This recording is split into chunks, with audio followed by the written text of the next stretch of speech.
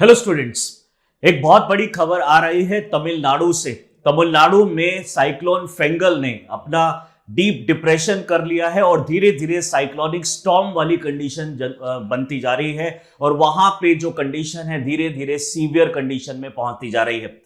Wind की speed 90 kilometre per hour को cross कर गई है और वहां पे बहुत ज्यादा बारिश की कंडीशंस देखी जा रही हैं। रेनफॉल बहुत ज्यादा हो रही है, बहुत ज्यादा स्पीड से विंड चल रही है, बड़ी बड़ी बिल्डिंग्स को बहुत ज्यादा खतरा बन चुका है और वहां पे जो लेक्स हैं उनके अंदर पानी भरता जा रहा है, रोड पे पानी भर चुका है। और ये कंडीशन लगभग हर साल नवंबर के महीने में दिखाई देती है और इस बार भी ये कंडीशन नवंबर में दोबारा से हमें देखने को मिल रही है। यानी कि ये जो हमारे मई और नवंबर में होने वाले साइक्लोन्स है जिसका ज्यादातर इंपैक्ट हमारे ईस्ट कोस्ट पे पड़ता है, वो इस बार भी हमारे नवंबर मंथ में दोबारा से हमें देखने को मिल रहा है। तमिलनाडु रीजन में कहा जा रहा है कि ये नॉर्थ वेस्ट मूवमेंट कर रहा है ये साइक्लोन, और इसकी जो विंड है, कोल्ड विंड्स जो होंगी वो धीरे धीरे करके नॉर्थवर्ड मूव करेगी, वेस्टवर्ड मूव करेगी, जिससे महाराष्ट्र तक ये इफेक्ट पड़ सकता है। जी हाँ, इसके बारे में और डिटेल समझते हैं कि क्या है ये फेंगल जो हमारा साइक्लोन है, प्लस में कौन कौन सी कंट्रीज मिलके ये नाम देती हैं, यानी इनका नेमिंग किस तरह से होता है, कलर कोडिंग क्या होती है, साइक्लोन अपने आप में क्या चीज होती है, साइक्लोन कितने तरह के होते हैं और इंडिया में कौन कौन सी रीजन में यहाँ पे बहुत ज्यादा खतरा है इस पर्टिकुलर साइक्लोन से। आइए इस चीज को भी डिटेल में समझते हैं। So it's our topic all about cyclones and cyclone Fengal, जो अभी यहाँ पे आप देख पा रहे हैं कि धीरे धीरे धीरे करके ये कोस्ट को क्रॉस करता जाएगा और north west region, north west जो इंडिया है वहां तक इसकी मूवमेंट हो सकती है। यानी कि अगर हम बात करेंगे तो हमारा जो विंध्यन और सतपुरा माउंटेन्स है वहां तक इसको पहुंचने की आशंका जताई जा रही है। यह साइक्लोन फ्राइडे को जनरेट हुआ था और इसका इंपैक्ट फ्राइडे से स्टार्ट हो चुका था, लेकिन अभी आज ये सैटरडे है और सैटरडे को यहां पे डीप डिप्रेशन भी हो चुका है, साइक्लोनिक स्टॉर्म की कंडीशंस बन चुकी हैं। आपको एक जानकारी देना चाहते हैं, चहल एकेडमी लाए हैं एक स्पेशल डिस्काउंट ऑफर जिसपे हमारी जो ऑनलाइन जो फाउंडेशन कोर्सेज की फीस थी 99,999 से जस्ट 49,999 कर दी गई है और रिकॉर्डेड लेक्चर्स की फीस 24,999 से जस्ट 19,999 कर दी गई है। आप इस कोड को यूज करके ये जो डिस्काउंट है इसको अवेल कर सकते हैं। हम इस कोर्सेज में सारी चीजें कराने वाले हैं यूपीएससी से रिलेटेड, जो पीवाईक्यूज है, हमारे एसे राइटिंग है, हमारे जो डेली आंसर राइटिंग है, हम जीएस सेक्शन को पूरा करने वाले हैं, सीसेट सेक्शन पूरा करने वाले हैं, यानी ए टू जेड कंप्लीट इसमें कोर्स होगा। We will not leave any stone unturned, सारी चीजें इसके अंदर में कवर की जाएंगी। और ज्यादा जानकारी के लिए डिस्क्रिप्शन बॉक्स पे लिंक को क्लिक करके आप इंफॉर्मेशन कलेक्ट कर सकते हैं। बात करते हैं करंट जो हमारा साइक्लोन फेंगल है टू क्रॉस दी तमिलनाडु को भी क्रॉस करके ये आगे यानी आंध्र प्रदेश की तरफ, कर्नाटका, केरला की तरफ ये बढ़ रहा है और ये कितना डिजास्टर करेगा इसके बारे में तो हम नहीं बता सकते, लेकिन यस, आज इंडिया इन सभी जितने भी साइक्लोन्स पास्ट में आए हैं, स्पेशली 2004 के बाद में जितने भी साइक्लोन्स इंडिया में आए हैं उनसे बहुत ज्यादा इंपैक्ट हमें देखने को नहीं मिला है, क्योंकि आज इंडिया के पास है world class infrastructure, world class satellite systems, world class radar systems, जिससे हम आने वाले साइक्लोन को 72 आवर इन एडवांस ही उसको फोरकास्ट कर सकते हैं। आइए देखेंगे इन पर्टिकुलर इंस्ट्रूमेंट्स को, कौन कौन से इंस्ट्रूमेंट यूज करता है, कौन कौन सी टेक्नोलॉजी इंडियन गवर्नमेंट यूज करती है, हमारा इंडियन मीटरोलॉजिकल डिपार्टमेंट यूज करता है, वर्ल्ड मीटरोलॉजिकल डिपार्टमेंट के साथ मिलके कौन कौन सी ऑर्गेनाइजेशंस हैं, इसको डिटेल में समझते हैं। कंडीशन आप देख पा रहे हैं बहुत सीवियर बढ़ती जा रही है। ये लेवल है, यहाँ पे वाटर लॉगिंग हो चुका है, पूरा पानी भर चुका है। यहाँ हर साल इस तरह का हमें वाटर लॉगिंग कंडीशन देखने को मिलता है। कंडीशन को अगर देख पा रहे हैं तो यहाँ पे अभी इस पर्टिकुलर कोस्ट पे यहाँ पे पहुंच चुका है और धीरे धीरे ये अप्रोच करेगा, विंध्यन तक एटलीस्ट ये जाने की आशंका है और दिल्ली जैसे रीजन के अंदर में भी ठंडी हवाएं चल सकती हैं 1 या 2 दिन के अंदर में, क्योंकि इसकी स्पीड लगभग अभी जो 80 किलोमीटर पर आवर है इसके बढ़ने की भी आशंका है।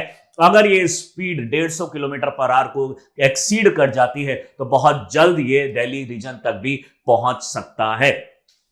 Cyclone Fengal to cross Tamil Nadu Puducherry coast today, IMD की रिपोर्ट के अकॉर्डिंगली जो इंडियन मेट्रोलॉजिकल डिपार्टमेंट है उन्होंने बोला है कि cyclone Fengal will cross the Tamil Nadu Puducherry coast sometime during the afternoon, यानी आज अभी इस टाइम पे जिस टाइम हम ये रिकॉर्ड कर रहे हैं यहां पे चांसेस है कि ये बहुत ज्यादा डीप डिप्रेशन करके साइक्लोनिक स्टॉर्म के बाद में उससे भी सीवियर कंडीशन जनरेट कर दे इस पर्टिकुलर रीजन में। बट कितना हम इसके लिए तैयार हैं वो डिपेंड करता है हमारी स्टेट गवर्नमेंट्स के एफर्ट्स के ऊपर में, हमारे जो इंडियन मीटरोलॉजिकल डिपार्टमेंट है उन्होंने कितनी तैयारी की है, डेफिनेटली वो हम बता रहे हैं। ये अभी एट प्रेजेंट अगर हम बात करें तो ये 1 PM के आसपास का ये डेटा है जो यहां तक साइक्लोन पहुंच चुका है। और आप देख पा रहे हैं कि वेस्ट बंगाल से लेकर जो छत्तीसगढ़ रीजन है, हमारा जो आंध्र प्रदेश है, कर्नाटका रीजन है, तमिलनाडु रीजन है और जो महाराष्ट्र का भी रीजन है और यहाँ पे जो केरला का रीजन है, ये ओडिशा का रीजन, ये सारे रीजन जो है इसकी चपेट में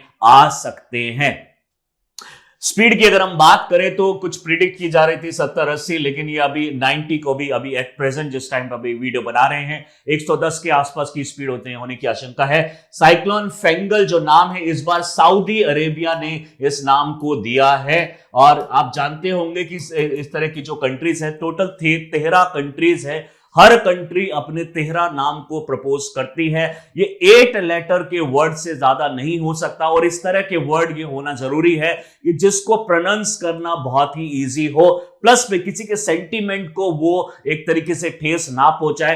तो इस तरह के नाम अलग अलग टाइम पे ये प्रपोज किए जाते हैं। इंडियन गवर्नमेंट ने भी कुछ नाम प्रपोज किए थे, श्रीलंका गवर्नमेंट ने, मालदीव्स ने और आसपास पाकिस्तान में और आसपास की जो कंट्रीज है इंडोनेशिया, इन सब ने 13 कंट्रीज टोटल मिला के नाम देती है और इन नाम को टर्न बाय टर्न इसको यूज किया जाता है। जो भी नॉर्थ इंडियन ओशन के अंदर में साइक्लोन्स आएंगे उन 169 यानी 13 into 13 169 नेम में से ही वो नाम दिए जाते हैं। इस बार जो नाम की जो टर्न आई है वो सऊदी अरेबिया की है और इस नाम को दिया गया है सऊदी अरेबिया द्वारा cyclone Fengal, which intensified from a deep depression in the southwest Bay of Bengal में ये जनरेट हुआ था। ज्यादातर आप जानते होंगे कि जो साइक्लोन है लगभग 7 से 8 डिग्री नॉर्थ लैटिट्यूड जो हमारा इंडोनेशिया के पास में सुमात्रा जो हमारे पास आइलैंड है इंडोनेशिया का, वहां पे ज्यादातर ये जनरेट होता है और ये तमिलनाडु और पुडुचेरी कोस्ट को भी क्रॉस कर सकता है अभी कुछ time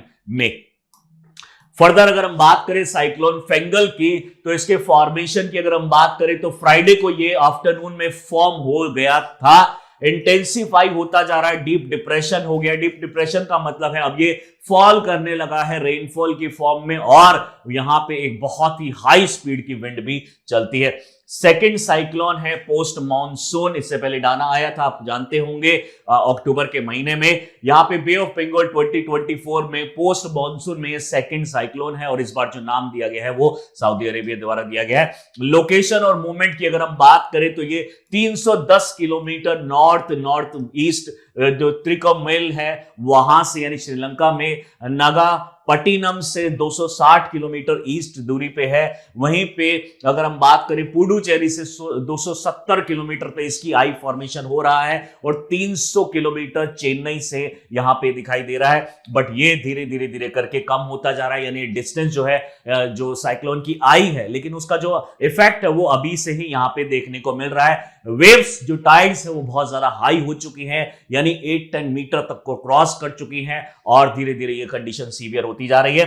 the cyclone is expected to move north west ये मूव कर रहा है नॉर्थ डायरेक्शन के अंदर में और ये दोनों स्टेट जो है और ये जो यूटी है पुडुचेरी, इसको ये आज क्रॉस कर देगा और धीरे धीरे अगर ये साइक्लोनिक कंडीशन बनी रही तो हो सकता है कि सेंट्रल इंडिया को भी क्रॉस करके ये आगे ठंडी हवाएं यहां तक पहुंचे और हो सकता है कि एक छोटा सा यहां पे रेनफॉल यानी नॉर्दर्न इंडिया के अंदर में रेनफॉल के इफेक्ट भी देखने को मिल सकते हैं।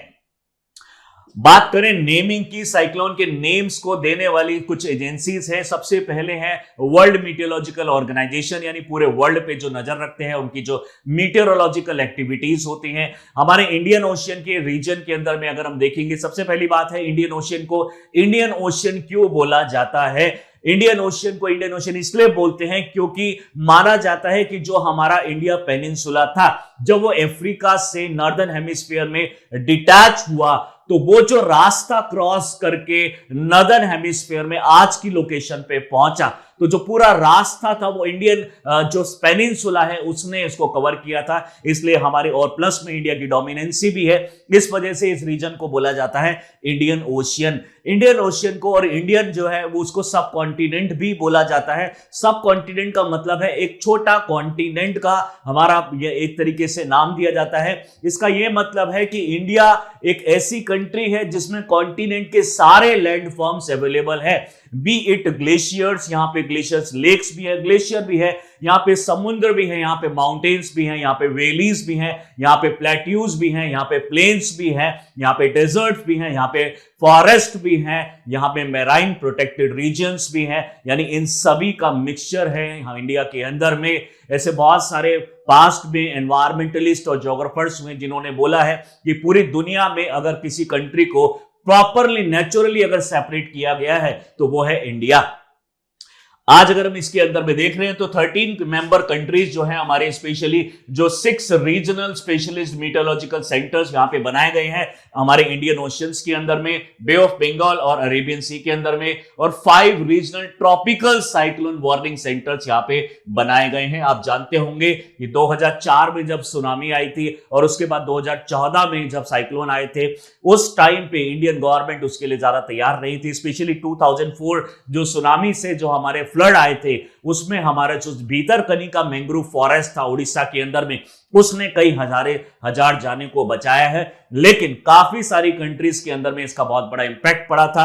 जब इंडियन गवर्नमेंट ने जो एशिया पैसिफिक का एक ग्रुप था उस टाइम पे जो साइक्लोन वार्निंग देता था, उससे पूछा कि आपने हमें क्यों नहीं बताया कि इस तरह से साइक्लोन इंडियन कोस्ट पे भी आ सकता है, तो उन्होंने ये कह के टाल दिया कि हमारे पास आपका कोई फोन नंबर नहीं था। जी हां, ये आपको बहुत ही ज्यादा मिरेकुलस लग रहा होगा कि किस तरीके से बात की जा रही है, फोन नंबर कहने का क्या एक्सक्यूज है, लेकिन लिटरली ये एक्सक्यूज दिया गया कि आपके पास कोई डिपार्टमेंट ही नहीं है, हम किसको कांटेक्ट करेंगे, आप हमारे मेंबर ही नहीं हैं। तो तब इंडियन गवर्नमेंट को रियलाइज हुआ कि ये गलती कुछ ना कुछ तो हमारी तरफ से भी है। डेफिनेटली हम इसके मेंबर नहीं हैं, बट इनको भी कुछ सोचना चाहिए था और हमें भी अपने डिपार्टमेंट्स को बनाना पड़ेगा। तब इंप्लीमेंट किया गया डिजास्टर मैनेजमेंट एक्ट 2005, और उस डिजास्टर मैनेजमेंट एक्ट के अंदर में नेशनल डिजास्टर मैनेजमेंट अथॉरिटी को बनाया गया। एनडीएमए डायरेक्टली पीएमओ के अंडर में आती है, यानी प्राइम मिनिस्टर इसके चेयरपर्सन होंगे और उनके अंडर में बहुत सारे मिनिस्टर्स, सेक्रेटरीज लेवल के लोग होते हैं। प्लस में हमारा जो आईएमडी है वो उन्हीं के साथ में काम करेगा, और जो भी साइक्लोन वार्निंग्स होती है नेशनल रिमोट सेंसिंग सेंटर और ISRO, Indian space research organisation द्वारा ये वार्निंग दी जाती है डब्ल्यूएमडी के अंदर, वर्ल्ड मीटरोलॉजिकल डिपार्टमेंट, और आईएमडी के अंदर, इंडियन मीटरोलॉजिकल डिपार्टमेंट के अंदर में। अगर नेमिंग की अगर हम बात कर रहे हैं तो जो हमारी वर्ल्ड मीटरोलॉजिकल डिपार्टमेंट है और हमारे ये स्पेशलाइज्ड सेंटर्स हैं, ये मिलके नाम प्रोवाइड करते हैं। टोटल 13 मेंबर कंट्रीज है इसके अंदर में। अगर हम बात करेंगे तो Bangladesh, India, Iran, Maldives, Myanmar, Oman, Pakistan, Qatar, Saudi Arabia, Sri Lanka, Thailand, UAE और येमेन, ये इसमें कंट्रीज हैं। 13 नेम्स प्रोवाइड किए जाते हैं। आप जो अभी नाम आप देख पा रहे हैं, फेंगल, ये दिया है सऊदी अरेबिया ने। इससे पहले जो अक्टूबर के महीने में साइक्लोन आया था उसका नाम था डाना। ये डाना जो नाम था ये दिया गया था कतर द्वारा, यानी फ्यूचर में, जो कि नहीं होना चाहिए, अगर फ्यूचर में कोई साइक्लोन आता है तो उसका नाम होगा शक्ति, जिसको दिया गया है श्रीलंका ने। और उसके बाद अगर कोई साइक्लोन आएगा तो उसका मोन्था नाम दिया जाएगा, उसके बाद सीनियर, उसके बाद दितवा नाम दिया जाएगा, उसके बाद ये बिपरजॉय दिया जाएगा, तेज दिया जाएगा। तो इस तरह के जो नाम है इस तरीके से प्रोवाइड किए जाते हैं। और इस बार सऊदी अरेबिया का नाम हमने अडॉप्ट किया है क्योंकि ये एक तरीके से दिखाता है कि ये सारी कंट्रीज के अंदर में एक कोलैबोरेशन है, ये सब मिलके फाइट कर रही हैं साइक्लोन से। यानी इंडिया के अंदर भी अगर साइक्लोन आ रहा है, मालदीव्स के अंदर भी साइक्लोन आ रहा है, अगर येमेन के अंदर भी आ रहा है, तो हम सऊदी अरेबिया द्वारा दिया हुआ जो नाम है उसी को यूज कर रहे हैं। इससे एक कोलैबोरेशन की भावना आती है हर कंट्री के अंदर में। डेफिनेटली ये जो नाम होंगे 8 लेटर्स से ज्यादा नहीं हो सकते हैं, यानी कि प्रोनाउंस करने में इजी होना चाहिए, प्लस में किसी कंट्री के सेंटीमेंट को ये एक तरीके से हर्ट ना करे, इस तरह के नाम डिसाइड किए जाते हैं हमारे इंडियन मेट्रोलॉजिकल डिपार्टमेंट और जो दूसरी कंट्रीज के मेट्रोलॉजिकल डिपार्टमेंट है उन सबको मिला के एक ग्रुप बनाया गया उसके द्वारा।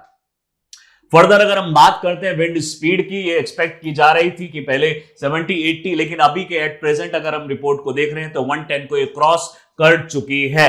Heavy rain lasting over 24 hours से ये चल रही है, बहुत ज्यादा बारिश यहां पे चल रही है। स्ट्रॉन्ग विंड यहां पे हो चुकी है और expected to affect the coastal regions, specially Chennai, Kanchipuram की बात करें, तिरुवल्लुर की बात करें, चेंगलपट्टू की बात करें, विल्लुपुरम की बात करें, कुंडलोर की बात करें, कुचिपुरची की बात करें तमिलनाडु के अंदर में, तो ये सारे के सारे जो रीजन्स है अभी रेड अलर्ट में है। अब ये सवाल है कि रेड अलर्ट का क्या मतलब है, ग्रीन अलर्ट का क्या मतलब है, ऑरेंज का क्या मतलब है। तो जी हां, यूपीएससी ने भी इससे रिलेटेड 1-2 साल पहले क्वेश्चन पूछा कि ये जो कलर कोडिंग है ये किस बेसिस पे की जाती है और ये कलर कोडिंग किस किस तरह के कलर यूज किए जाते हैं। जनरली 4 तरह के कलर इसके अंदर में यूज किए जाते हैं। अगर हम देख पा रहे हैं आप, ये सबसे पहला जो दिखाई दे रहा है आपको, that is the no hazard, यानी अगर ग्रीन अगर आपको सिग्नल दिखाई दे रहा है इसका मतलब कोई हजार्ड नहीं है। कुछ साइक्लोनिक एक्टिविटीज हुई हैं लेकिन उससे किसी को हजार्ड नहीं होने वाला है, तो प्रॉब्लम नहीं है, डरने की कोई प्रॉब्लम नहीं है।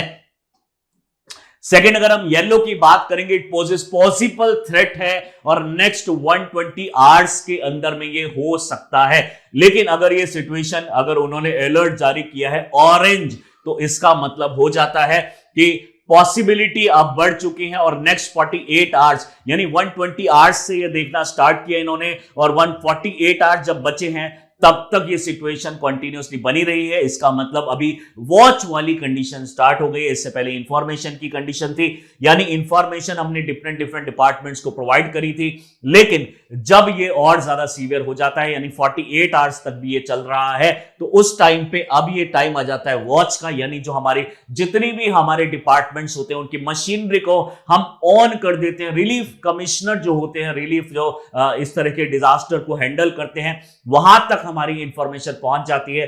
National executive committee, home ministry के अंदर में होम सेक्रेटरी को और होम मिनिस्टर को ये इंफॉर्मेशन पहुंचा दी जाती है। यहां तक कि हमारे जो सेंट्रल सिक्योरिटी सर्विसेज हैं वहां तक भी, प्लस में NDRF, national disaster response force को भी इंफॉर्मेशन दे दी जाती है। लेकिन अभी टाइम नहीं है कि हम कोई एक्शन करें, बस ये टाइम है कि यहां पे वॉच करें, आपको हो सकता है इमीडिएटली डिप्लॉय किया जाए। थर्ड है रेड कंडीशन। रेड कंडीशन में जनरली क्या होता है, यहां पे 36 आवर की एडवांस में जो वार्निंग सिस्टम है, फोरकास्टिंग सिस्टम है, या एक्सपेक्टेड है कौन कौन से रीजन में ये डीप फॉल कर सकता है, डिप्रेशन हो सकता है। और अगर सिचुएशन और ज्यादा यानी कॉन्टिन्यूसली चलती रहती है और इससे वर्स्ट हो जाती है, यानी अब ये साइक्लोन आना ही है, यानी ऐसी अगर कंडीशन बन जाती, इमिनेंट कंडीशन अगर बन रही है, तो नेक्स्ट 6 घंटे के अंदर अंदर में मैरून कलर का ये यहां पे सिग्नल दिखाया जाता है। तो इस तरह के जो कलर कोडिंग को यूपीएससी ने भी पूछा है और ये कलर कोडिंग हमारे लिए बहुत ज्यादा इंपॉर्टेंट हो जाती है for the exam point of view, और हमारे जो नॉर्मल हम लाइफ जो जी रहे हैं उसमें भी ये बहुत ज्यादा इंपॉर्टेंट है कि हमें पता हो किस तरह की कलर कोडिंग होती है और किस तरह के नाम प्रोवाइड किए जाते हैं यहां पे। साइक्लोन की अगर हम बात करें तो साइक्लोन क्या है, एक साइक्लोन एक लो प्रेशर कंडीशन है, यानी समुद्र में साइक्लोन, याद रखिएगा 2 तरह के साइक्लोन है, tropical cyclone, extra tropical cyclone. Extra tropical cyclone को मिड लैटिट्यूड साइक्लोन भी बोलते हैं, डिप्रेशन साइक्लोन भी बोलते हैं और उसको टेम्परेट साइक्लोन भी बोलते हैं।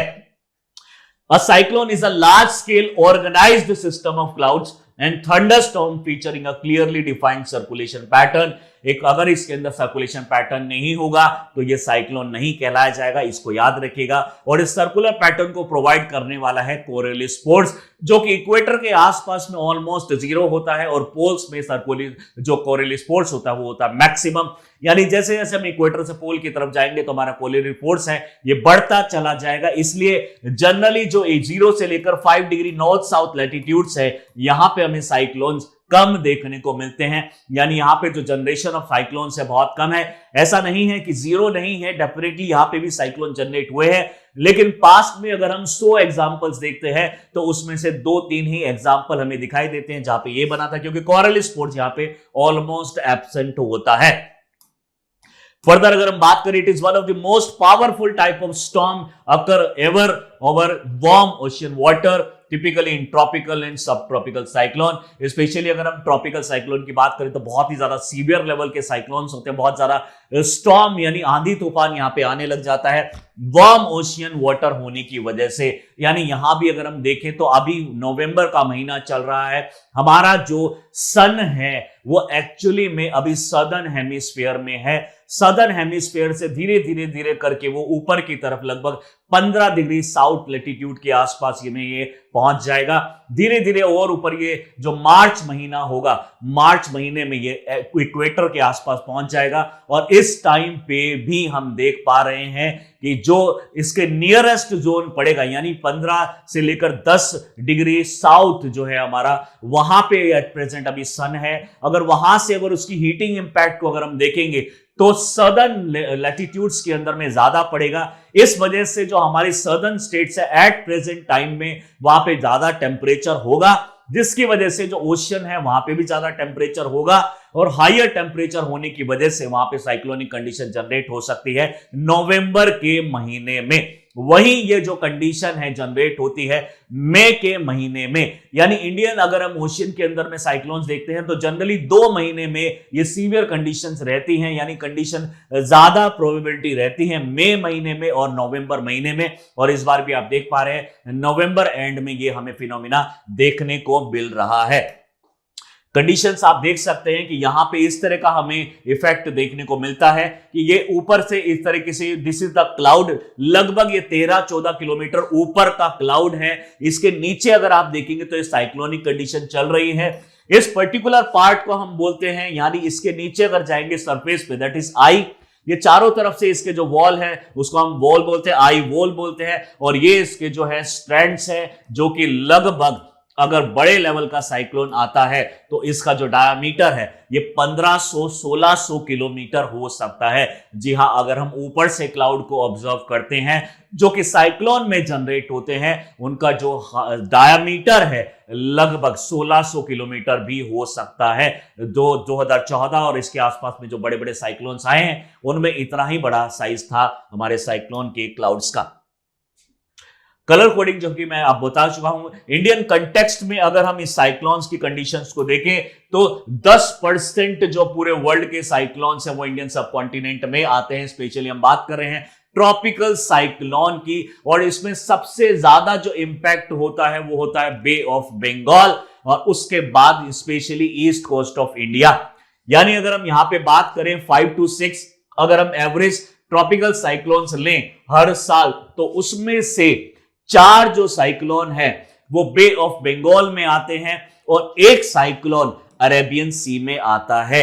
यानी ये डेफिनेटली ये कोई ऐसा मैंडेटरी चीज नहीं है, लेकिन अगर आता है तो ऑन एन एवरेज यानी ये 80:, यानी यहाँ की जो रेशियो है 20 की रेशियो है, 4:1 की यहाँ पे रेशियो हमें देखने को मिल रही है। यानी ज्यादा जो इंपैक्ट होगा वो बे ऑफ बंगाल वाला रीजन होगा। And analysis of the frequency of the cyclone of the east and the west coast of India between 1891 से लेकर 1991 के अंदर जो देखा गया, उसमें अगर टोटल 262 साइक्लोन्स आए इंडियन ओशियन के अंदर में, उसमें से 92 जो थे वो बहुत ज्यादा सीवियर लेवल के थे। 50 किलोमीटर से बड़े स्ट्रिप्स यहां पे वाइड स्ट्रिप्स बनी थी अबव द ईस्ट कोस्ट। वहीं पे अगर हम लेस सीवियर साइक्लोनिक एक्टिविटीज की देखें तो ये वेस्ट कोस्ट पे आए थे, यानी ईस्ट कोस्ट पे जो आए थे वो 92 वो बहुत ज्यादा सीवियर लेवल के थे। वहीं पे जो वेस्ट कोस्ट पे आए थे उनमें से 33 साइक्लोन जो थे वो सेम पीरियड के अंदर में 19 जो थे उसमें से सीवियर हुआ करते थे।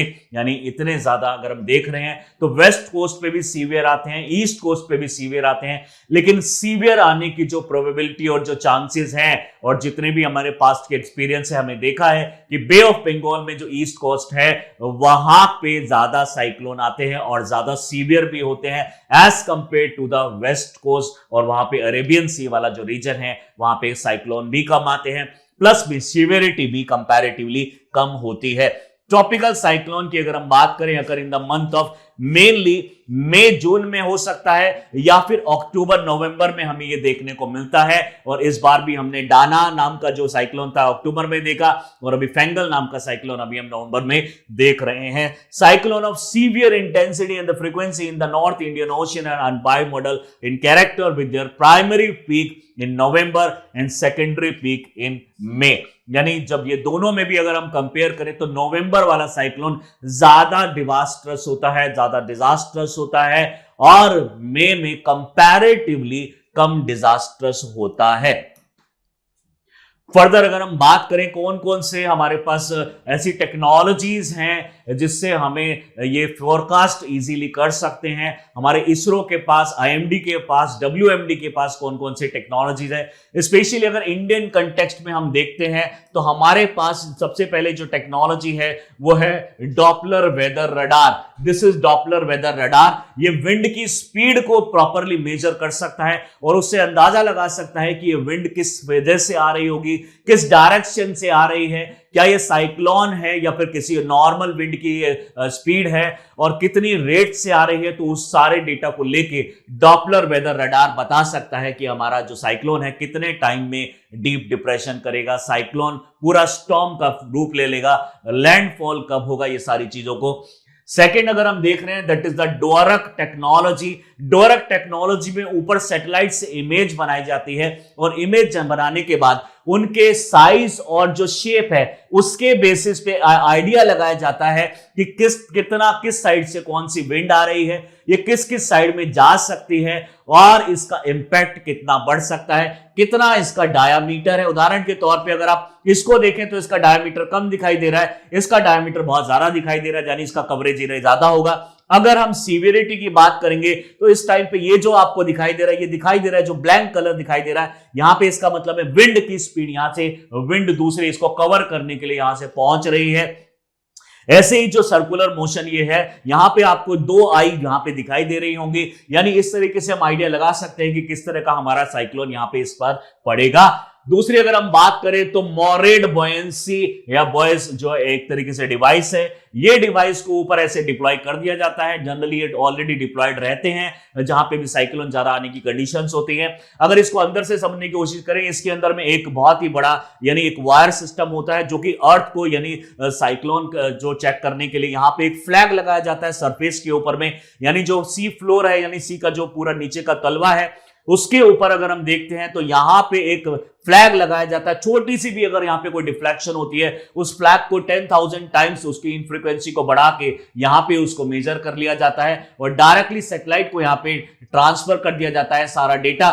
सैटेलाइट जो है आईएमडी डिपार्टमेंट के और प्लस में जो इसरो के जो डिपार्टमेंट्स है, नेशनल रिमोट सेंसिंग सेंटर, उनको ये डेटा प्रोवाइड कर देता है। डेटा प्रोवाइड करने के बाद अब ये हमारा साइक्लोन वार्निंग सिस्टम यहाँ पे स्टार्ट हो जाता है। हमारी जो मैकेनिज्म है, स्पेशली जो मशीनरी है, उसको ऑन कर दिया जाता है। रिलीफ कमिश्नर तक सारी इंफॉर्मेशन पहुंचा दी जाती है। फोर्थ अगर हम बात करेंगे तो क्लाउड मोशन ग्राफ, यानी ये जो क्लाउड मोशन यहाँ पे जो आप कलर देख पा रहे हैं, क्लाउड की डेंसिटी दिखा रहा है, यानी जो अगर आप मैरून कलर की तरफ जाएंगे तो ये डेंसिटी कम है, अगर आप ऐसे पिंक कलर की, ऑरेंज की तरफ की जाएंगे तो डेंसिटी बढ़ रही है। तो कहां पे कितनी डेंसिटी, कितना रेनफॉल हो सकता है और क्या डायरेक्शन होगी इसकी क्लाउड की, यानी अदर देन साइक्लोन जो हमारे क्लाउड्स बन रहे हैं उनकी डायरेक्शन के बेसिस पे भी हम ये पता लगा सकते हैं कि कितने लेवल का साइक्लोन हमारे जो कंट्री है वहां पे फॉल करेगा। अगर हम आईएमडी के डेटा के अकॉर्डिंगली देखिए, अगर 31 से कम की स्पीड है किलोमीटर पर आवर में तो उसको बोलते हैं लो प्रेशर, जस्ट लो प्रेशर जोन। अगर हम वहां पे 31 से 49 तो डिप्रेशन, 49 से 61 डीप डिप्रेशन, 61 से 88 साइक्लोन स्टॉर्म, 88 से लेकर 117 है तो सीवियर साइक्लोनिक स्टॉर्म, और अगर 221 किलोमीटर पर आवर से स्पीड अगर ज्यादा हो जाती है तो उसको बोला जाता है सुपर साइक्लोन। 2014 में सुपर साइक्लोन आया था इंडियन कोस्ट में, ईस्ट कोस्ट में, तो आप मान सकते हैं कि कितना डिजास्टर हो सकता था और हुआ भी है कुछ पर्टिकुलर स्टेट्स के अंदर में।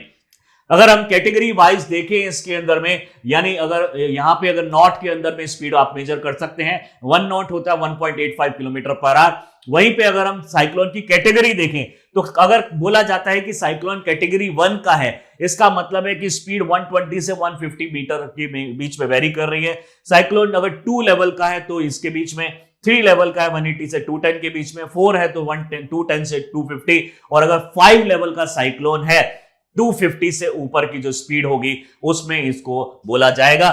डैमेज की अगर बात करेंगे तो definitely minimal, moderate, extensive, extreme और कैटास्ट्रॉफिक इफेक्ट भी हो सकता है अगर हमारी स्पीड 250 को क्रॉस कर जाए। तो अलग अलग टाइप से हम इसको मेजर करते हैं। हमारे आईएमडी जो है किस तरह के वर्ड यूज करेगा उससे डिसाइड होता है कि किस तरह का जो साइक्लोन है वो फॉल करेगा, लैंडफॉल करेगा, डिप्रेशन करेगा, स्टॉर्म बनाएगा या सुपर साइक्लोन बनेगा। बात करते हैं टाइप ऑफ साइक्लोन की। कितने तरह के साइक्लोन हैं, जैसे कि मैंने अभी बताया आपको, जनरली हमारे पास 2 तरह के साइक्लोन्स होते हैं। एक होता है tropical cyclone and second is temperate cyclone. India में आने वाले साइक्लोन ज्यादातर क्या होंगे? ट्रॉपिकल साइक्लोन, क्योंकि इंडिया की मेन लैंड जो है वो ट्रॉपिकल रीजन में लाई करती है, और जो टेम्परेट रीजन में जो लाई करता है वो वहां पे माउंटेन्स से कवर्ड है। तो हमारे यहाँ पे साइक्लोन टेम्परेट रीजन से आने के चांसेस कंपैरेटिवली कम होते हैं। पहले के टाइम पे जो हमारी वेस्टर्न डिस्टर्बेंस आती है मेडिटेरेनियन सी की साइड से, उसको माना जाता था कि वो टेम्परेट साइक्लोन का ही एक पार्ट है।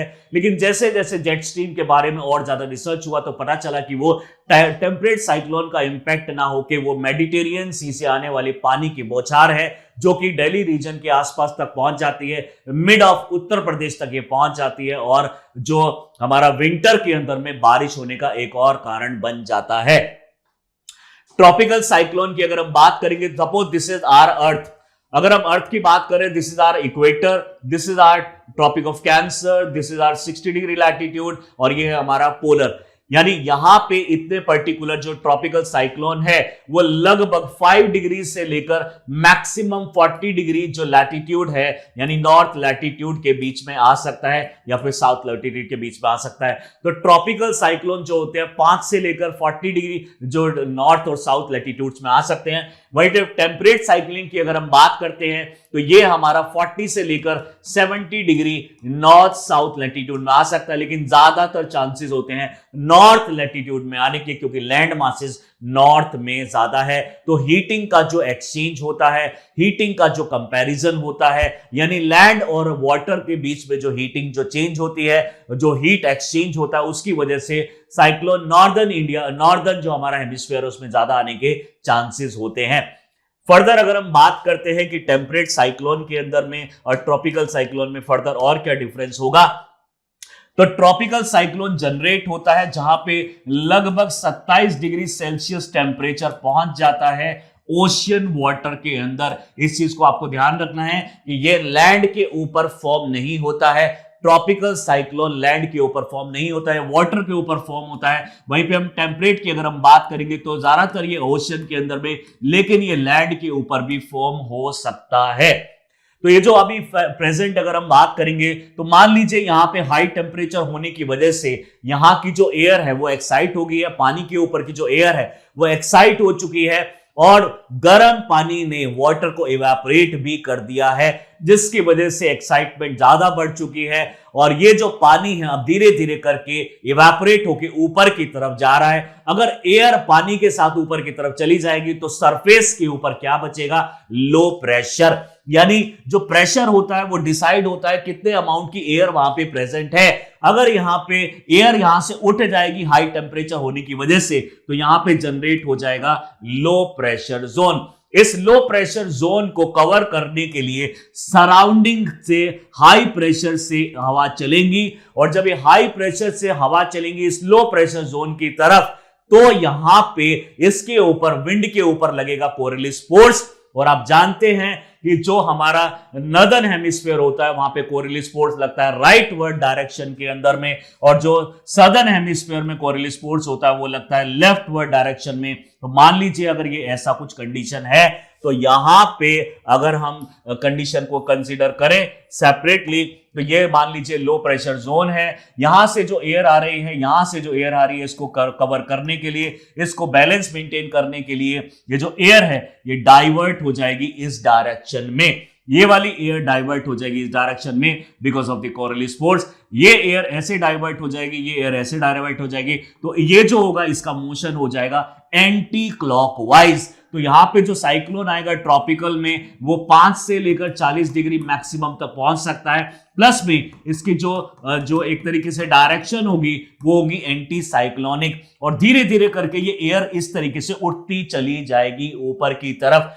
अगर ये एयर इस तरीके से, अगर कोरियोलिस फोर्स नहीं होगा तो एयर डायरेक्टली ऐसे जाएगी, सीधा मोशन फॉलो करेगी, और अगर ये सीधा सा डायरेक्टली इसके ऊपर स्ट्राइक करती है, यानी एयर अगर डायरेक्टली ऐसे पहुंचती है तो इस कंडीशन में जस्ट एयर यहां पहुंचेगी और ये ऐसे उठ जाएगा, साइक्लोन जनरेट नहीं होगा। यानी साइक्लोन जनरेट कराने के लिए मोस्ट इंपॉर्टेंट फिनोमिना है यहां का कोरियोलिस फोर्स। कोरियोलिस फोर्स होगा तभी इस एयर को डाइवर्ट कर पाएगा टुवर्ड्स द राइट डायरेक्शन, और ये जो एयर है वो इस तरीके से मूव करने लग जाएगी, और ओवरऑल जो मूवमेंट होगा वो होगा एंटी साइक्लोन का, एंटी क्लॉकवाइज। यानी जो टेम्परेट साइक्लोन्स होते हैं वो जनरली एंटी क्लॉकवाइज बनते हैं नॉर्दर्न हेमिस्फीयर में, और जो हमारे पास सदर्न हेमिस्फीयर में वहां पे एक तरीके से साइक्लोन्स बनते हैं हमारे क्लॉकवाइज कंडीशन के अंदर। धीरे धीरे करके ये ऊपर की तरफ मूव करने लग जाता है, और जैसे ही ये ऊपर की तरफ पहुंचा वो हम आगे देखते हैं क्या क्या कंडीशंस इसके अंदर में फॉर्म हो सकती है। तो ट्रॉपिकल साइक्लोन बनने की जो प्राइमरी कंडीशन है that is the temperature over the Indian ocean water. यानी यहां पे अगर हम पानी देख रहे हैं तो एट लीस्ट यहां पे 26 यानी 26.75 या फिर 27 डिग्री सेल्सियस टेम्परेचर होना चाहिए। एटलीस्ट 4 डेज तक ये टेम्परेचर यहां पे बने रहना चाहिए, यानी 1-2 दिन अगर इतना टेम्परेचर हुआ तो साइक्लोन नहीं बनेगा। कॉन्टिन्यूअसली अगर इतना टेम्परेचर बनता है तो जो चांसेस है वो बढ़ जाते हैं। यहां पे स्ट्रॉन्ग विंड आती है, हैवी रेन होगी और स्टॉर्म सर्जेस भी आ सकते हैं। It can be classified on the basis of the intensity, यानी tropical depression comparatively weakest condition होगी। ट्रॉपिकल स्टॉर्म की अगर बात करें तो इससे ज्यादा वर्स कंडीशन हो जाती है। साइक्लोन, हरिकेन और टाइफून का मतलब है ये स्ट्रॉन्ग वाला साइक्लोन अभी स्टार्ट हो चुका है। अलग अलग कंट्री में अलग अलग नाम भी दिए जाते हैं।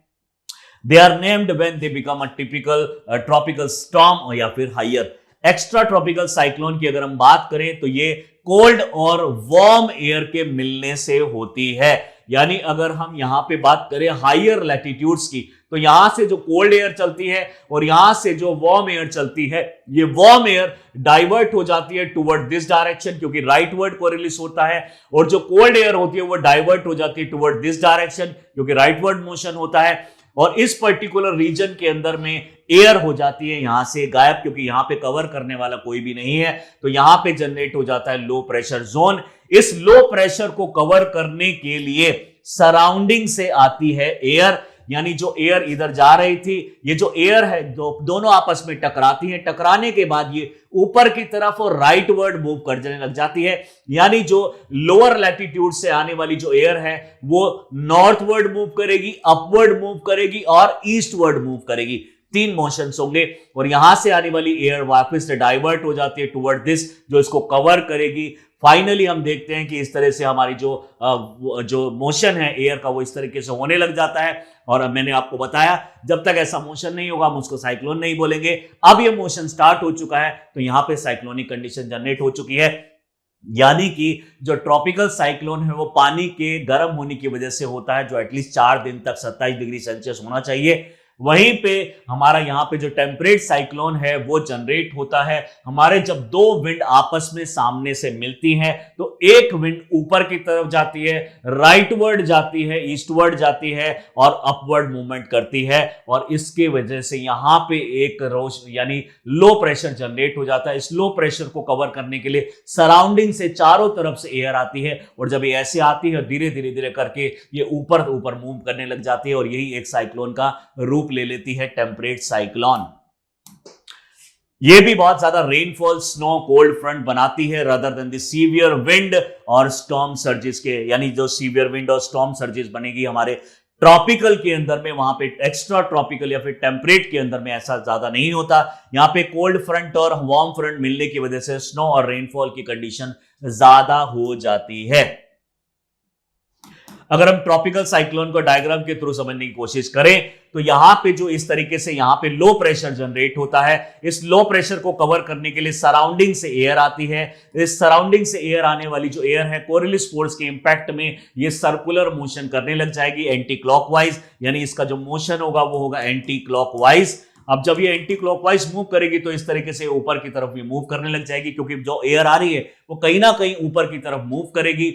जैसे ये ऊपर मूव करती है, ऑलरेडी यहां पे कोल्ड एयर प्रेजेंट होती है, यहां की जो एयर, जो हॉट एयर थी वो ऊपर की तरफ जो मूव कर रही है, सराउंडिंग में एयर जो है हीट को ट्रांसफर कर देती है और धीरे धीरे करके वो ठंडी एयर हो जाती है, यानी ये अपनी जो लेटेंट हीट है उसको लूज करती हुई चली जाती है। और जैसे जैसे ये ऊपर की तरफ बढ़ेगी इसका टेम्परेचर कम होता चला जाता है, लगभग 10 से 12 डिग्री सेल्सियस इसका टेम्परेचर कम हो जाता है जब ये एयर ऊपर की तरफ मूव करती है। तो आप मान सकते हैं कि जब एयर ऊपर पहुंची है तो कितनी कोल्ड होगी। यहां पे जो हीट थी वो डिसिपेट जो हुई वो इसी के अंदर में ट्रैप होके रह गई, जिसकी वजह से हीट यहां से बाहर नहीं निकल पाई। तो मान लीजिए अगर यहां पे पहले टेम्परेचर 27 डिग्री सेल्सियस था जिससे साइक्लोनिक कंडीशन जनरेट हुई, अब यहां पे टेम्परेचर हो जाएगा 32 डिग्री सेल्सियस और धीरे धीरे टेम्परेचर यहां पे बढ़ता चला जाएगा। लो प्रेशर की जगह अब यहां पे हो जाएगा वेरी लो प्रेशर। यहां पे जो कोल्ड एयर है यहां पे हाई प्रेशर है। हाई प्रेशर की जो विंड है वो सडनली एकदम से ऊपर से नीचे की तरफ सबसाइड करेगी, और जब ये एयर सबसाइड करेगी तो एक आप मान सकते हैं कि पहले से ऑलरेडी जो एयर ऊपर की तरफ मूव कर रही थी, अब सडनली ऊपर से भी एक एयर नीचे की तरफ हाई प्रेशर से लो प्रेशर की तरफ जब मूव कर रही है तो इसके बीच में एक गैप क्रिएट कर देगी। और वो जो गैप है उसका जो ये वाला सेंटर है इसको हम यहां पे बोल रहे हैं आई, और ये जो पूरा का पूरा वॉल है ये वाला पार्ट, ये पूरा का पूरा ये कंडीशन, इसको हम बोलते हैं आई वॉल। आमतौर पे देखा गया जब बड़े साइक्लोन्स आते हैं तो ये जो हमारा आई होता है लगभग 50 किलोमीटर का हो जाता है, और हमारा जो पूरा ये जो आउटफ्लो हुआ है इसका ये लगभग 1500-1600 किलोमीटर तक का भी हो सकता है। धीरे धीरे करके ये ऊपर की तरफ चलती चली जाती है। क्लाउड को अब और ज्यादा ऊपर मूव नहीं कर सकता क्योंकि अब ये भारी हो चुके हैं। या तो एयर अब नीचे की तरफ आएगी या फिर वो एक्सपैंड करेगी। जब ये एक्सपैंड करती है तो साथ में अब ये बारिश करने लग जाएगी। जहां जहां इसमें बारिश किया, यानी जहां जहां इसका रेनफॉल हुआ, वहां वहां पे टेम्परेचर कम होने की वजह से हाई प्रेशर जनरेट हो जाता है। यहां ऑलरेडी लो प्रेशर था और यहां का जो एयर ऊपर मूव कर रहा था उसने क्लाउड इस तरीके से बनाए, यहां पे बारिश करी तो यहां हाई प्रेशर, इसने ऊपर मूव किया, यहां पे बारिश करी तो यहां हाई प्रेशर, यहां लो प्रेशर, यहां लो प्रेशर, यहां high pressure, low pressure, high pressure, low pressure का एक बैंड यहां पे बन जाता है। यानी सेंटर में वेरी लो प्रेशर, फिर आएगा हाई प्रेशर, फिर low pressure, high pressure, low pressure, high pressure का बैंड इस तरीके से बन जाता है। तो इसमें तीन चीजें हमें देखने को मिल रही हैं। एक है हमारी आई जो कि हाई टेम्परेचर की वजह से बन रही है, और वो क्यों बन रही है? क्योंकि ऊपर की एयर सबसाइड कर रही है नीचे की तरफ, और जहां पे वो पहुंचती है that is actually the I. Surrounding के वॉल को बोलते हैं हम आई वॉल, और ये जो फॉर्म कर रहा है इनको हम बोलते हैं जो ट्रॉपिकल साइक्लोन के बैंड्स।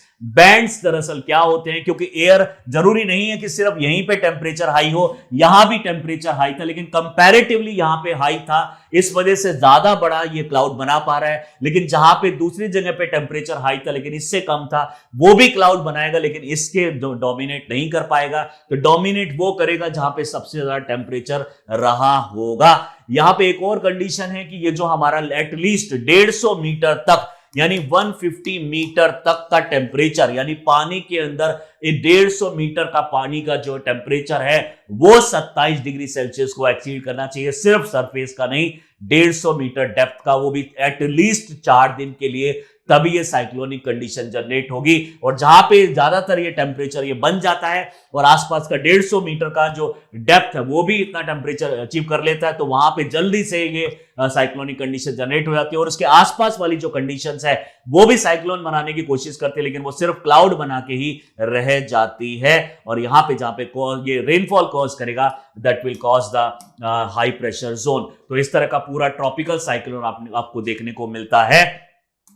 अब अगर हम बात करें तो यहां पे है लो प्रेशर।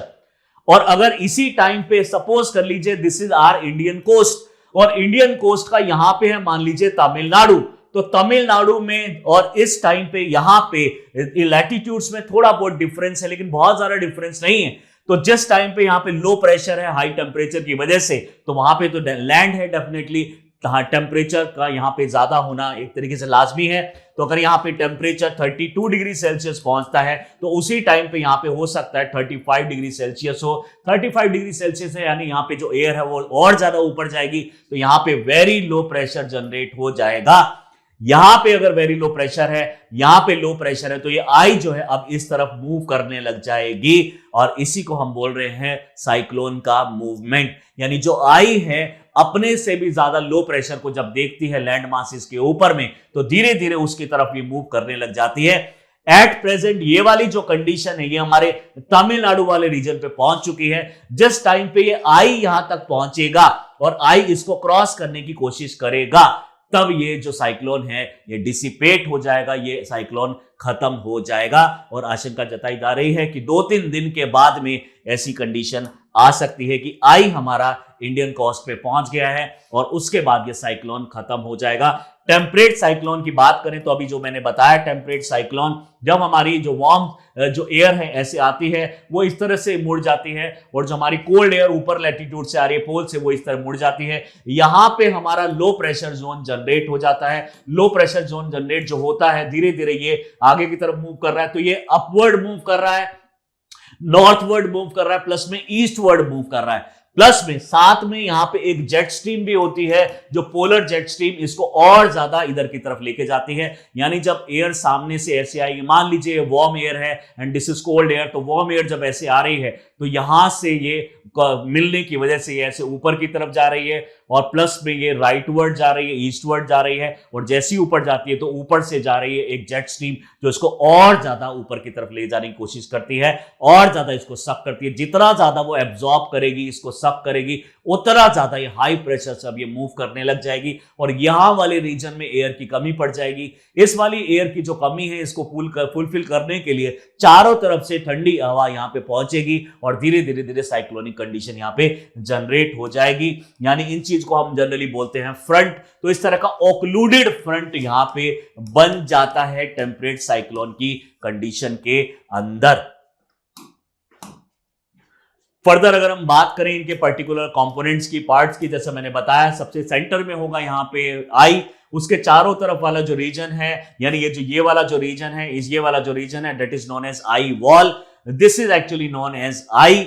और जो ये वाले जो बैंड्स यहाँ पे बने हैं, यानी ये वाला जो बैंड होगा यहाँ पे होगा हमारे पास लो प्रेशर जोन, और जहां पे बारिश हो रही है वहां होगा हाई प्रेशर जोन। जहां ये लो बैंड है यहाँ low pressure zone, high pressure zone, low pressure zone, और यहाँ पे very low pressure zone, and these are known as the bands. और टोटल जो डिस्टेंस है, ये जो जहां भी ये पर्टिकुलर पार्ट पहुंचेगा वहां पे ये साइक्लोनिक जो विंड है, स्टॉर्म्स जो हैं वो चलने लग जाएंगी, और इसकी स्पीड आप देखा है अभी आपने 220, 250, 300 किलोमीटर पर आवर से भी ज्यादा हो सकती है। फर्दर अगर हम कंडीशंस की अगर हम बात करें तो कॉजेज ऑफ साइक्लोन क्या होते हैं, जैसा कि मैंने बताया आपको, एटलीस्ट इतना टेम्परेचर होना चाहिए 27 degree celsius for at least 4 days। Warm air provide heat and moisture to fuel the storm. यहां पे एयर ऊपर चली जाएगी, ऊपर जाने की वजह से यहां पे लो प्रेशर जनरेट हो जाएगा, यानी लो प्रेशर का मतलब है कम एयर हो जाएगी। इस एयर को कंप्लीट करने के लिए, फुलफिल करने के लिए सराउंडिंग से एयर आएगी, और वो साइक्लोनिक कोरियलिस फोर्स के अंदर में उसको एक इस तरह का मोशन प्रोवाइड कर देगी। लो प्रेशर जनरेट होना चाहिए, कोरियलिस फोर्स होना बहुत ज्यादा जरूरी है। अब Coriolis force 0 to 5 degree latitudes में बहुत ही कम होता है, इस वजह से साइक्लोन भी वहां पे नहीं बनते हैं। इसलिए हमने लिखा 5 से लेकर 40 डिग्री तक ज्यादातर साइक्लोन आने के चांसेस बढ़ जाते हैं नॉर्थ और साउथ लैटिट्यूड में, क्योंकि वहां पे कोरियलिस फोर्स अच्छा खासा होता है। लेकिन 0 to 5 ये ऑलमोस्ट 0 होता है। एटमॉस्फेरिक डिस्टर्बेंस, डेफिनेटली ऊपर के एरिया में एटमॉस्फेरिक डिस्टर्बेंस ज्यादा नहीं होनी चाहिए, इवन नीचे भी डिस्टर्बेंस ज्यादा नहीं होना चाहिए। तो ये आइसोलेशन में जनरेट होने वाली चीज है, यानी आसपास में अगर बहुत ज्यादा तेज विंड चल रही है तो ऊपर वाली जो वहां पे कंडीशन बन रही है एंटी साइक्लोन की, वो एक तरीके से डिसिपेट हो जाएगी और ये धीरे धीरे ऊपर नहीं जा पाएगा। यानी ऊपर लो प्रेशर बन रहा है यानी एक तरीके से बाहर की तरफ में, और ऊपर यहाँ पे हाई प्रेशर, और ये जो कंडीशन है वो एक तरीके से फुलफिल नहीं हो पाएगी अगर एटमॉस्फेरिक डिस्टर्बेंस ज्यादा होती है। तो एटमॉस्फेरिक इंस्टेबिलिटी अगर नहीं होनी चाहिए, स्टेबिलिटी यहां पे होना जरूरी है। Warm air at the surface meet cooler air above creating instability. This result in updraft and the development of the clouds. Clouds ऐसे बनते चले जाते हैं। यानी अगर स्टेबिलिटी का यहाँ पे कंडीशन का मतलब है, स्टेबल का यहाँ पे मतलब है कि बारिश ना होना, इंस्टेबिलिटी का मतलब है बारिश होना, यानी बारिश वाली जो कंडीशन है वो जनरेट होना जरूरी होता है। प्री एग्जिस्टिंग वेदर कंडीशंस होनी चाहिए, यानी ऐसा नहीं है कि सडनली ये हो जाए, ये होता है कई हफ्तों से ये इंपैक्ट चल रहा होता है और लास्ट के 4 डेज में अगर इतना टेम्परेचर हो गया तो ये कंडीशन जनरेट हो जाती है लो प्रेशर की। लो विंड शेयर होना चाहिए, यानी जब ये मान लीजिए लो प्रेशर जोन है और यहां से जब सराउंडिंग से एयर आ रही है जो कि इस तरीके से मूव कर रही है और धीरे धीरे ये ऊपर की तरफ में जा रहा है और ऊपर की तरफ जा रहा है, यहां से और यहां से कोई भी विंड का डिस्टरबेंस नहीं होना चाहिए, अदरवाइज ये जो स्टॉर्म है, साइक्लोन है, वो बनना बंद हो जाएगा और ये जो इस तरह से एक तरीके से एक्सपैंड करता है और वो यहाँ पे नहीं पहुंच पाएगा, क्योंकि यहां तक तभी एयर पहुंचेगी जब ये विदाउट एनी डिस्टरबेंस ऊपर की तरफ पहुंच जाए, और ऊपर की तरफ में कोई भी डिस्टरबेंस नहीं होनी चाहिए। अगर ये ऊपर की तरफ में डिस्टरबेंस हुई तो इसको सारा ये जो पोर्शन है इसको यहां से हटा देगी और साइक्लोन यहां पे जनरेट नहीं हो पाएगा। इसी टॉपिक से रिलेटेड एक बहुत अच्छा क्वेश्चन प्री ओरिएंटेड आपके लिए लेकर आए हैं। साइक्लोन कैन, फर्स्ट स्टेटमेंट है, cyclone can only form over land surface and never over ocean. आप देखने से पता लगा सकते हैं दिस इज इनकरेक्ट। मैंने अभी आपको बताया टेम्परेट है जो लैंड और ओशियन पे बन सकता है, जो ट्रॉपिकल है वो सिर्फ ओशियन पे बनता है, तो wrong statement. The Coriolis effect play a crucial role in the rotation of the cyclone, definitely ये करेक्ट स्टेटमेंट है। Cyclone typically form in area with low ocean temperature, definitely low, यहां पे लो प्रेशर होना चाहिए, high temperature condition में ये होता है जब टेम्परेचर हमारा 27 डिग्री सेल्सियस को क्रॉस कर जाएगा। 4 दिन तक 150 मीटर टेम्परेचर जो वाटर की डेप्थ है तो उसको अगर मिल जाएगा तब ये कंडीशन होगी, यानी second statement is the correct statement. इस तरह की जब भी साइक्लोन्स आए हैं यूपीएससी ने प्री में जरूर पूछा है और मेंस में भी पूरे साइक्लोन जेनेसिस को पूछा जा रहा है, पास्ट में भी बहुत बार पूछा है, क्योंकि इस तरह के जो फिनोमिनाज होते हैं वो सिर्फ एक कंट्री को नहीं इफेक्ट करते हैं, ये पूरे वर्ल्ड को कहीं ना कहीं एक साइन देते हैं कि आपके आसपास भी कंडीशंस वर्स्ट होती जा रही हैं, ग्लोबल वार्मिंग बढ़ती जा रही है। इसलिए इस तरह के क्वेश्चंस पूछना बहुत आम है, यूपीएससी इसको लगभग हर साल ऐसे क्वेश्चंस पूछता है। और भी इस तरह के इंफॉर्मेटिव वीडियोस को देखने के लिए do subscribe our channel Chahal Academy. Thank you.